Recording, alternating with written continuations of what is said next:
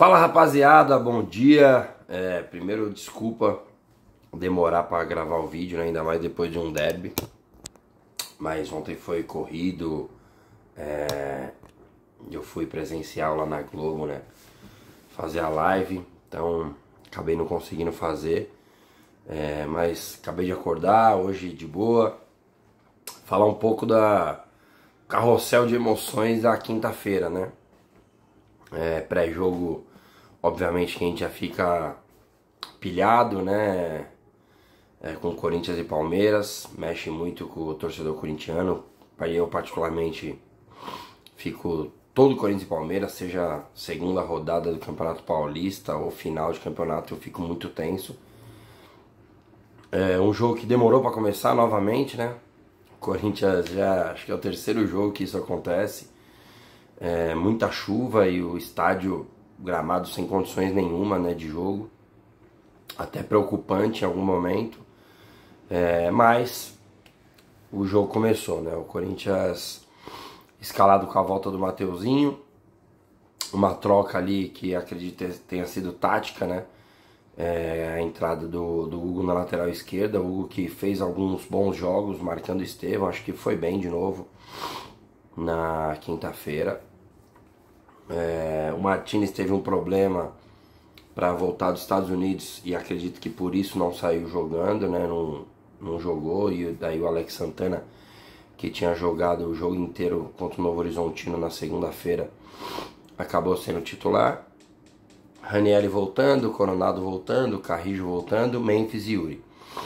O 4-4-2 tradicional do Corinthians, né, no losango, que teve muita dificuldade com o Palmeiras, que veio num 3-4-3 praticamente, né, para surpreender o Corinthians sem centroavante. E o Corinthians teve dificuldade.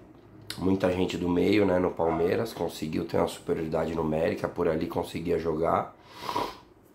E o Corinthians com muita dificuldade de encaixar a marcação, de conseguir se posicionar para marcar esse Palmeiras. E não fez um bom primeiro tempo.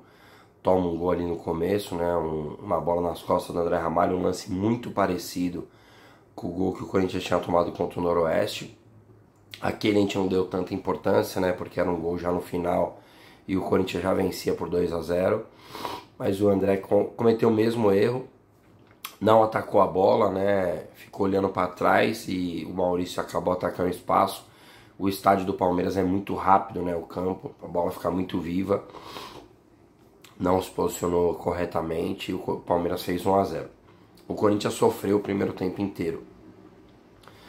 Não conseguiu em nenhum momento equilibrar o jogo. Mas em chances sim. O Corinthians teve a chance do Yuri de canhota, que o Everton pegou. Teve outra defesa do Everton num chute ali de dentro da área do André Ramalho, no escanteio. E o Corinthians conseguiu criar chances, assim como o Palmeiras também criou, né, com o Estevão, que o Hugo pegou. Criou numa falta ali que o Richard Rios bateu e o Hugo pegou. E aí quando acabar, já tava para acabar o primeiro tempo e eu tava até que, não sei se aliviado, que tava somente 1-0, porque acreditava que a família Dias poderia corrigir, né? Eles estavam já tentando corrigir ali dentro do jogo mesmo, mas não é fácil também, né? Tá ali pilhado de fora e ver como mudar a marcação. O Corinthians até mudou em alguns momentos. Melhorou o controle do Palmeiras, né? O Corinthians não conseguiu, pelo menos, não tomar tanto sufoco, até que sai o gol do Yuri. Uma roubada de bola do Memphis, participativo, né? O Memphis achando ali o Yuri, que faz um belo gol, a finalização difícil. Acaba comemorando daquela forma que, claro, o torcedor adora, né? Quando é contra os outros, né? Quando é contra a gente fica puto. Mas foi a forma de ele extravasar e, pô, a gente como corintiano gosta, né, dessas coisas. Só que ele acaba tomando um cartão amarelo, acho justo, né, normal, né, como quando fazem na nossa casa tomam também. E daí o Corinthians volta do intervalo com uma mudança que eu acho que até durante o jogo poderia acontecer, apesar de novamente citar que é complicado você dentro do campo, na hora ali, decidir para fazer uma mudança dessa de esquema, precisa mostrar para os jogadores como vai ser feito, como vai ficar a marcação. E daí no intervalo ele volta com o Tchoca, que já tinha feito bons jogos, né? E tira o Alex Santana e praticamente espelha o Palmeiras, né? Também põe 3 zagueiros. E o segundo tempo começa o Palmeiras com controle, rodando a área do Corinthians, mas nada espetacular assim, nada de pressão, até que vem um lance que... a expulsão do Yuri, né? Óbvio que o Yuri poderia ter evitado e tal, mas o Yuri não tem culpa nenhuma do que aconteceu. Quem tem culpa é o Klaus, que gosta de se aparecer, que gosta de ser o protagonista. Acho que ele tentou ser jogador e daí ele tem um ego inflado. E cara, é um lance simples de ele mandar o Yuri levantar e vida que segue. Ah, careca, mas ele não vai cumprir a regra. Nem toda regra precisa ser cumprida do jeito que está escrito no papel.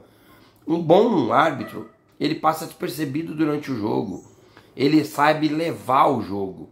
Ele sabe em que momento usar a regra, em que momento mostrar para o jogador que não é o certo. Ou ele dá 6 segundos do goleiro toda hora quando o goleiro fica com a bola na mão. Então, ou ele gosta muito de se aparecer, que eu acredito, ou ele ficou meio pé da vida, né? Meio puto com a voadora do Yuri na bandeira do Palmeiras dele. Então, ele expulsa o Yuri. Tipo um exagero absurdo, muito grande. E se fosse a favor do Corinthians, eu ficaria feliz, óbvio, na hora. Mas a minha opinião seria a mesma. É um exagero e o árbitro não pode ser o protagonista do jogo. E o Klaus quis se aparecer. Prejudicou o Corinthians e acabou com o clássico.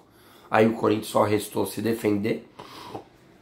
O Corinthians tinha acabado de colocar o Bidu na intenção e acho que dava mesmo para ganhar. Eu tava com o sentimento de que, passando mais um pouquinho de tempo ali, a torcida do Palmeiras, que é bem chata, já ia começar a pressionar e o Corinthians ia poder ter algumas chances de contra-ataque. Com a expulsão ficou muito complicado, o Corinthians só se defendeu, mas se defendeu bem. O Palmeiras, tirando a bola do Mike na trave, não tinha tido chance nenhuma com a mais, desde os 15, acho, 16 do primeiro tempo. E o Corinthians conseguiu suportar bem. No final do jogo, sai um pênalti, uma jogada do Estevão ali, um erro do Charles absurdo, de um simples toque.